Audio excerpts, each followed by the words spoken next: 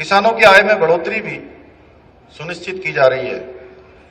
आदरणीय मोदी जी से प्रेरणा लेकर हमारी राज्य सरकार भी किसानों के उत्थान एवं समृद्धि के लिए संकल्पित होकर कार्य कर रही है।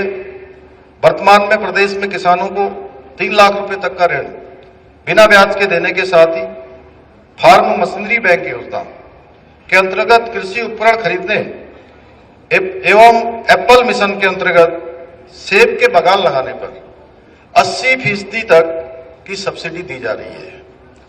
और इस बार के बजट में भी हमने इसका प्रावधान किया है। इसके साथ ही हम चाय बागान धौला देवी, मुंशियारी, बेताल घाट को जैविक चाय बागान के रूप में परिवर्तित करने का कार्य भी कर रहे हैं। हम प्रदेश में खाद्यान्न खेती के साथ ही सघन खेती को भी बढ़ावा देने के लिए 6 अरोमा वैलियों को विकसित करने की योजना पर भी हम काम कर रहे हैं। इसके साथ ही कई विभिन्न योजनाओं, नवाचारों और प्रशिक्षण कार्यक्रमों के माध्यम से उत्तराखंड के किसान भाइयों को प्रशिक्षित करने का प्रयास किया जा रहा है। मुझे आप सभी को ये बताते हुए प्रसन्नता हो रही है कि इस वर्ष के बजट में हमने किसानों एवं पशुपालकों के उत्थान हेतु करीब 463 करोड़ रुपए का अलग से भी प्रावधान किया है। भाइयों बहनों, अन्नदाताओं का उत्थान सुनिश्चित करने की दिशा में गोविंद बल्लभ पंत कृषि एवं प्रौद्योगिकी विश्वविद्यालय लंबे समय से कार्य कर रहा है।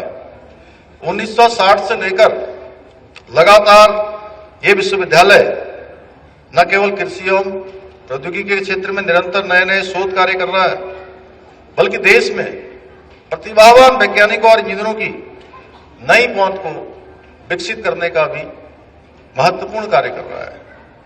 और बहुत खुशी होती है जब मैं देश में या दुनिया में कहीं भी जाता हूं तो मुझे कोई न कोई इस विश्वविद्यालय से निकला हुआ छात्र या कोई छात्रा जो किसी बड़े प्रतिष्ठित पद पर कहीं न कहीं किसी न किसी रूप में देश समाज की सेवा करने वाले जरूर मुझे मिलते हैं।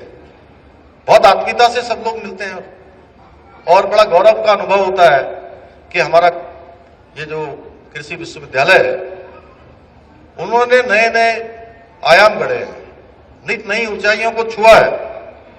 इसी क्रम में यहां आयोजित हो रहा ये कृषि विज्ञान सम्मेलन उत्तराखंड के साथ साथ पूरे देश के कृषि क्षेत्र में वैज्ञानिक दृष्टिकोण को और अधिक समृद्ध करने में सहायक सिद्ध होगा।